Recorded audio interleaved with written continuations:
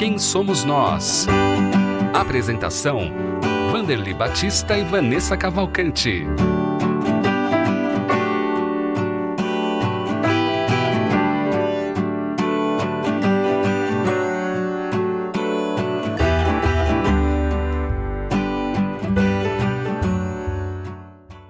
Olá, você que está aí na sintonia da Rede Boa Nova de Rádio, seja muito bem-vindo, seja muito bem-vinda.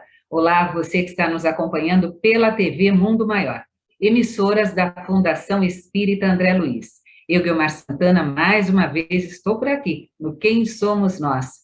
E agradeço já pelo carinho da sua audiência, por essa vibração que você nos emana, que é de verdade, ela nos alcança, viu? Muito obrigada por você estar aí conosco, muito obrigada pela sua audiência. Vamos seguir daqui levando o nosso melhor, contando sempre com a sua vibração de amor.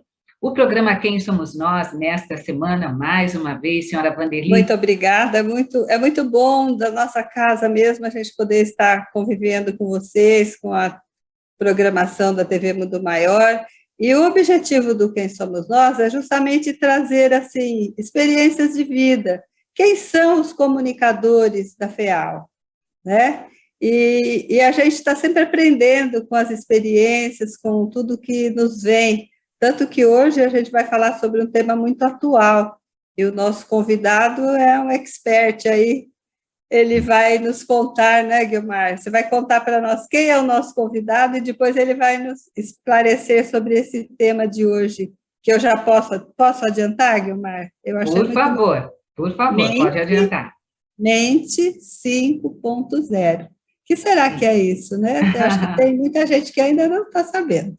E tem algumas pessoas que já entenderam, pois nós demos um spoiler aqui, não é? O Mente 5.0 é o programa que o Dr. João Lourenço apresenta na Rede Boa Nova de Rádio, na TV Mundo Maior.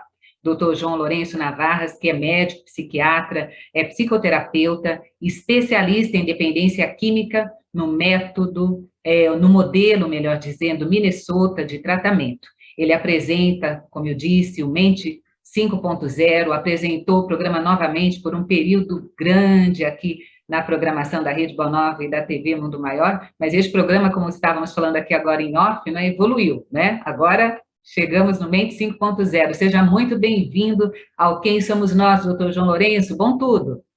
Olá, boa tarde, Guilmar, dona Vanderly. Obrigado pelo convite de poder falar, né, que eu acho que essa a minha grande vontade sempre foi essa, de poder levar a informação que liberta, né? E a rádio abriu para mim, a Rádio Boa Nova, né? Abriu para mim essa porta que hoje eu agradeço a cada vez que me convidam, né? A gente gostaria até de começar, doutor João, perguntando a você como que você conheceu a Rádio Boa Nova, a TV Mundo Maior, como se tornou comunicador e como conheceu as casas André Luiz também. Eu acabei conhecendo a Rádio Boa Nova quando eu ainda era apenas uma pessoa entrevistada pela rádio. Quem me levou pela primeira vez até a rádio foi a Ercília Zilli, no programa Novos Rumos dela, né? Isso acho que lá em 2002, 2003, alguma coisa assim. Ela me levou umas 2 ou 3 vezes para ser um entrevistado do programa dela, e uma dessas vezes ela me sugeriu de poder, se eu não tinha vontade de ter um programa que seria também na rádio. Eu falei, olha, isso aí seria a realização de um sonho que eu tenho desde o 4º ano da faculdade, quando eu achei um caderno de um aluno de marketing, e ele estudava psicologia, as mesmas coisas que eu estudava, só que ele usava a psicologia para induzir comportamentos de consumo, né, fazer propaganda, e eu estava usando a psicologia para atender a tratar das pessoas. Então eu pensei, um dia eu posso poder usar a mídia para levar a palavra que informa e liberta as pessoas. E aí quando ela me chamou, falou, ela também comentou, me apresentou para o Jeter, na época, e comentou que eu, conversando com ele, podia estar programando alguma coisa. Acho que isso foi em 2003, mais ou menos. Aí o Jeter pediu para mim fazer um pequeno boneco do que seria um programa, e foi nessas vezes que eu fui lá na rádio, que eu então consegui descobrir, vamos dizer assim, o que era a tal da ULP, né, onde era a sede da rádio antigamente lá, né?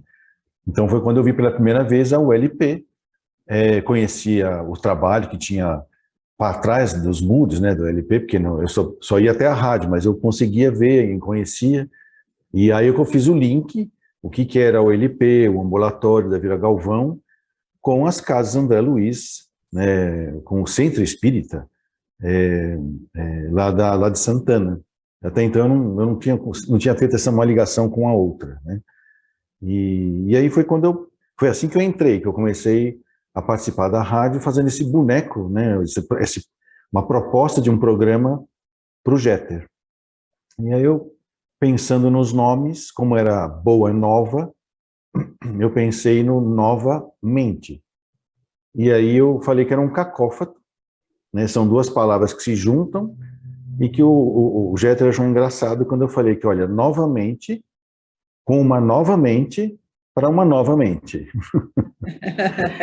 Ou seja, estaria lá, né, tudo a ver com a questão da proposta reencarnacionista da doutrina espírita, e para falar de saúde mental, né?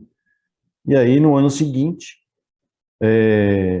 eu apresentei para ele também, ele pediu, você não tem uma sugestão do que pode ser o seu, eu não sei como chama, background, uma música que vai atrás, né, para fazer trilha, a vinheta, né? Isso, a vinheta, né? Para fazer a vinheta, né? Isso. E na época eu tinha ganhado um CD de uma médium que tocava piano mediunizado, então ela criava as músicas. Eu falei, vamos usar essa música, e aí ele criou uma vinheta, que acho que foi o Guilmar que fez, não tenho certeza, a vinheta do Novamente, Novamente, Novamente. Não foi, Guilmar? Foi você?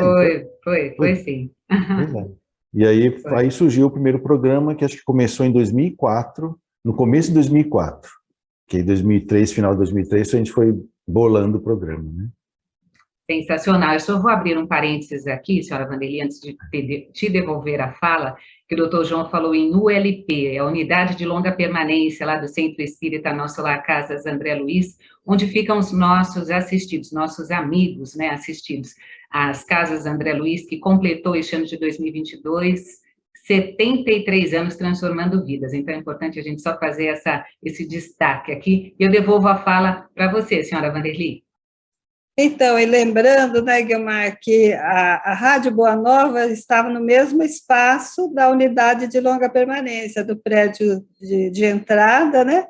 E das janelas da rádio a gente via o pátio da Alameda, né? Ali principal da unidade de longa permanência, ver os pacientes caminhando, aqueles que têm condição, né?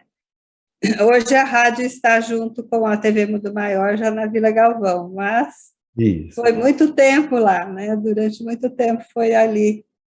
E é uma coisa boa, porque você tem aquela visão bonita da unidade de longa permanência.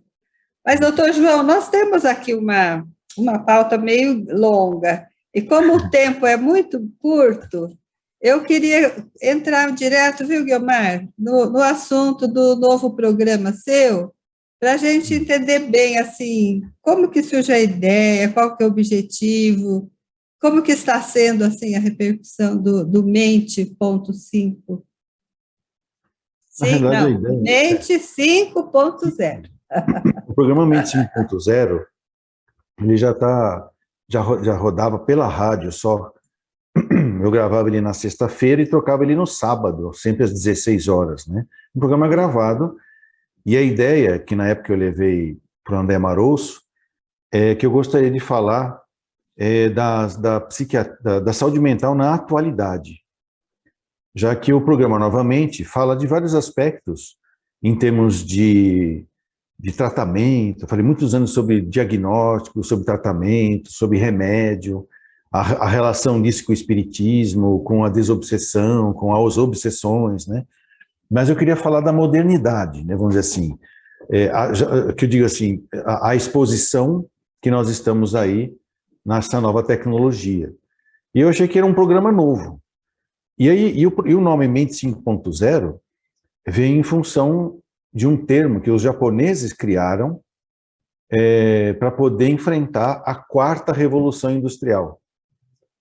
E aí, então, o livro, o foco do problema, o foco do programa seria trabalhar todas as grandes modificações que estariam ocorrendo no mundo em função da quarta revolução industrial, que é o nome de um livro, que eu acabei lendo lá na rádio, estudando isso no programa de rádio, né? E que em seguida a gente ia estar estudando quais seriam os instrumentos que um ser humano precisaria desenvolver para ter essa tal da mente 5.0 propostas pelos japoneses. Então, para enfrentar a quarta revolução, a mente 5.0. Então, a gente começou falando sobre a problemática, né? No sentido que no fundo, como é que a gente vai viver agora com essa total exposição na internet. Hoje, naquela época, 3 anos ou 4 anos atrás, quando começou o programa só na rádio, eu diria que naquela época eu falava que 80% do seu dia você foi filmado. Hoje eu digo que 99% você foi filmado e gravado. Então hoje nós vivemos uma transparência total. E aí eu brinco com as pessoas, eu digo que a única maneira de você não ser pego fazendo alguma coisa errada é só fazendo a coisa certa. É fazer a coisa certa o tempo todo, porque não tem mais jeito agora, né? Realmente, eu falo que só esse 1% que eu falo que a gente não é filmado, é porque tem algumas pessoas que ainda não levam o celular para o banheiro, né? Porque se levar vai ser gravado e filmado lá também. Mas aí, doutor João, como que você partiu dessas ferramentas, desse trabalho, de como, né, como conviver com essa época que nós estamos passando, contemporânea, e cada dia aparece uma novidade, né? O progresso está sendo muito rápido. Exatamente. Como você está desenvolvendo assim essa questão no programa?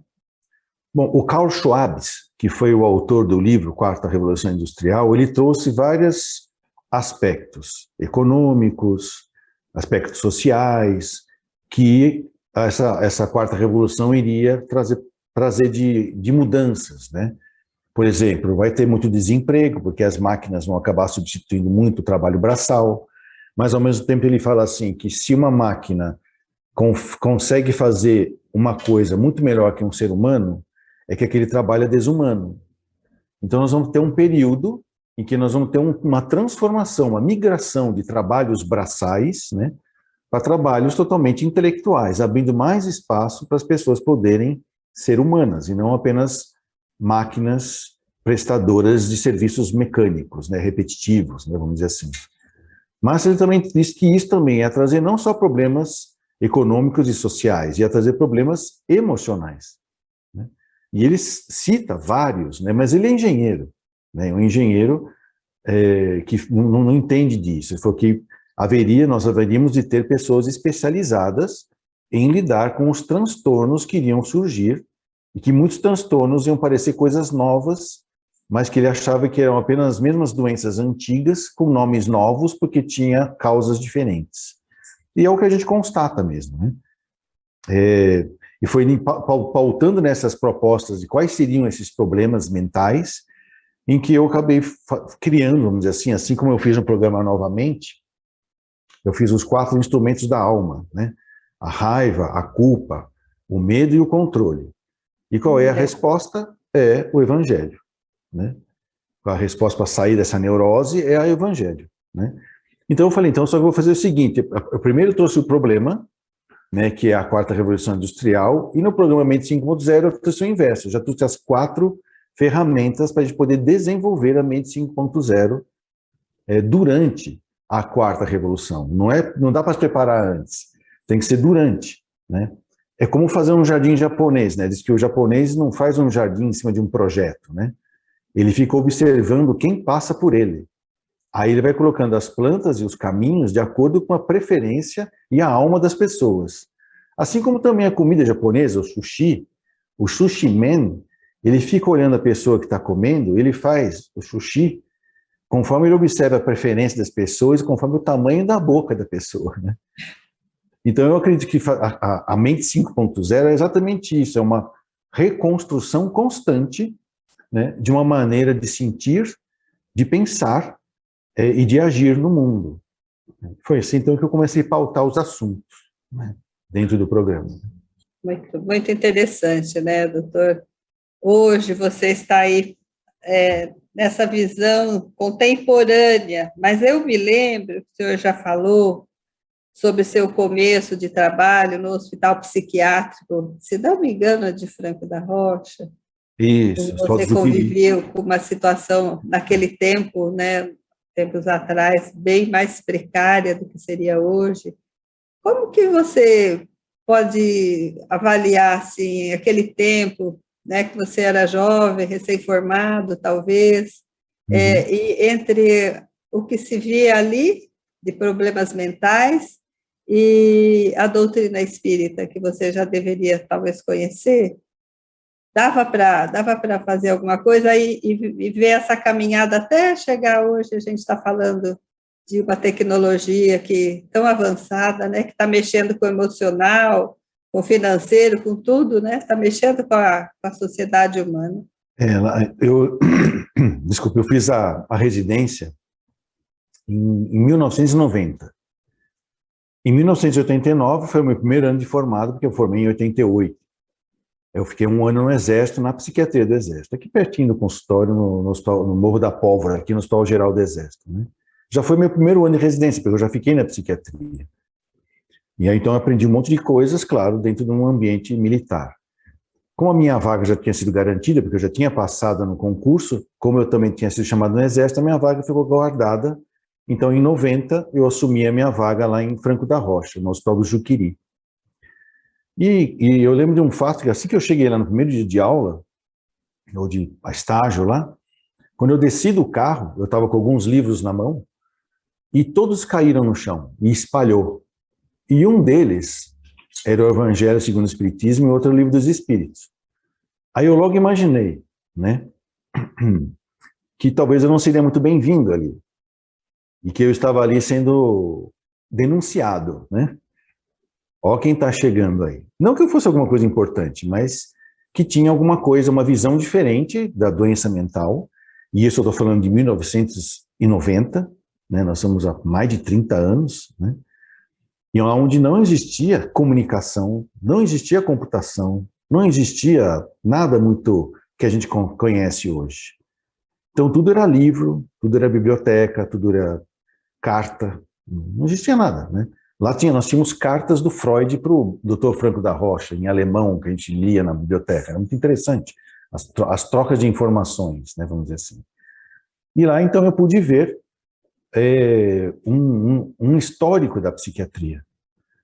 E por que eu estou dizendo um histórico? Porque sempre houve muita grande boa vontade de cuidar dos doentes mentais. O que não havia era conhecimento técnico e informação, né? Quando eu cheguei em Franco da Rocha, não existia tomografia e não existia ressonância magnética. Então, a gente só sabia da anatomia do doente mental quando ele morria. Era um evento para nós. E lá em Franco da Rocha, a média de internação era de 20 anos. Então, os doentes mentais eram longevos. Eles mal adoeciam fisicamente, né? Tinha lá o Hospital das Clínicas de Franco da Rocha, com a sua UTI, as suas especialidades, que ficava dentro do complexo hospitalar do Juqueri. Tinha, inclusive, outras residências, não era só psiquiatria. Então, a gente, quando tinha o óbito de algum paciente, era tarefa de um residente de primeiro ano fazer a catamnese. Catamnese é recolher a história daquele paciente desde que ele foi internado há 20 anos, há 15 anos. Então, eram pastas e pastas de informações. Curioso que, por muitos anos, os prontuários eram datilografados. Então, a gente conseguia ler, muitas vezes, as letras e chegava à conclusão. E aí ia lá o nosso professor de neuroanatomia, dissecando o cérebro do doente, e falava, tá vendo como realmente ele tinha uma lesão? Por isso que ele tinha esse comportamento e tinha essas alucinações, né? Naquela época ainda tinha um patologista vivo, famoso na escola, na Santa Casa, o professor Maffei. Então a gente confirmava muitas coisas que ele falava. Isso aqui é uma lesão no lobo frontal, isso aqui vocês vão ver, isso aqui é uma lesão, vão ver, né? O vão ver porque não tinha como fazer exame, né? E hoje, sei lá, 30 anos depois, eu consigo fazer esse diagnóstico com um exame moderníssimo, que usa a tecnologia da informação, e esse exame pode ser feito lá na Inglaterra, como já aconteceu de pacientes meus, ele manda para mim a imagem, aqui eu faço o diagnóstico, converso com meu colega, que está do lado de lá, ele concorda e ele medica para mim, porque a minha paciente está lá, não está aqui. Então, de ter que pegar um trem, quer dizer, um ônibus do Jaguaré, onde eu morava, até a Lapa, depois um trem da Lapa até Franco da Rocha, e depois de Franco da Rocha voltar para Lapa e para o meu consultório, que demorava horas, hoje eu atendo com a tecnologia 30 anos depois, em minutos, em segundos. E a gente ajuda a resolver problemas na vida das pessoas antes que eles piorem através do tempo pela lerdeza da tecnologia que nós não tínhamos naquela época. Então eu vi essa mudança. E eu já era muito afeiçoado à tecnologia. Dos residentes, eu era o único que tinha computador. Naquela época era um 186, era um computador chamado 186, que era o que tinha melhor na época lá, né? Não existia nem HD, era tudo aqueles flop disk, né? E eu conseguia fazer coisas que eu ganhava tempo. Por exemplo, as prescrições dos pacientes têm que ser feitas todos os dias, né? E às vezes não mudava nada, porque paciente com transtorno mental, às vezes o remédio é sempre o mesmo, né? Então você avaliava para ver se tinha algum problema, não tinha, mantinha mesmo. Só que tinha que escrever tudo. Muitos pacientes. Então eu consegui uma autorização junto à farmácia e o superintendente do Franco da Rocha, do Dr. Juqueri, se eu pudesse fazer as prescrições impressas na impressora, né? Ele falou que sim, e que se a farmacêutica não desse nenhuma coisa contra. Aí ela falou, só não pode ser assinatura, tem que ser a sua mão. Eu falei, tá bom. Então o que eu fazia? Eu preenchia as prescrições para a semana inteira. E com isso eu não perdia tempo de estar conversando e participando com os pacientes, né? Então eu vejo isso o Carl Schwab falando agora, né? O tempo que eu perdia analogicamente preenchendo papéis, hoje eu posso me dedicar aos pacientes. Por falar em tempo, o nosso tempo está se acabando, esgotando. E temos 4 minutinhos, senhora Vanderly. Eu vou pedir para você, então, fazer aí a sua conclusão e depois também o doutor João Lourenço, por gentileza. Então, este é o doutor João Lourenço, com a sua experiência de vida, né? Acompanhando o progresso, fazendo parte do progresso da medicina, da psiquiatria.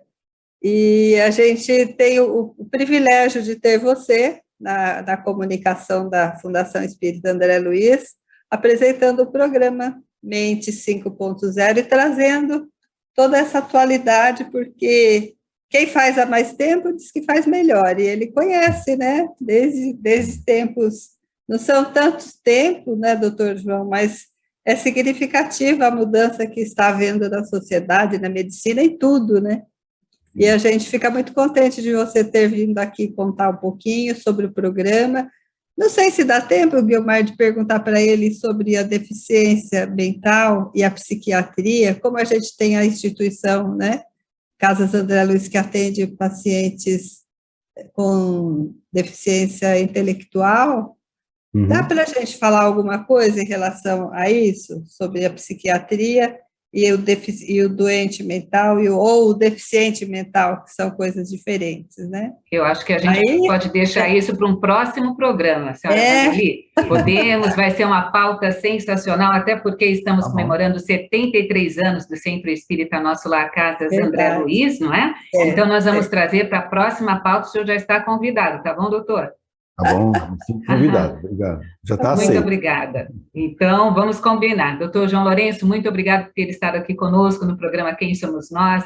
Gratidão, senhora Vanderly, por mais esta oportunidade. Obrigada a você que esteve aqui conosco neste momento, nos acompanhando, vibrando para que este conteúdo possa chegar àquelas pessoas que realmente precisam ouvir. Agradeço a nossa equipe na técnica, Fernanda Lima, Jefferson Carvalho, Valdeci Lourenço, gratidão. Obrigada, Thaís Cabenguelê, nossa produtora. Programa Quem Somos Nós volta na próxima semana no Rádio Boa Nova, na TV Mundo Maior, e nós esperamos por vocês, tá bom? Até lá. Até a próxima e vamos acompanhar o Mente 5.0.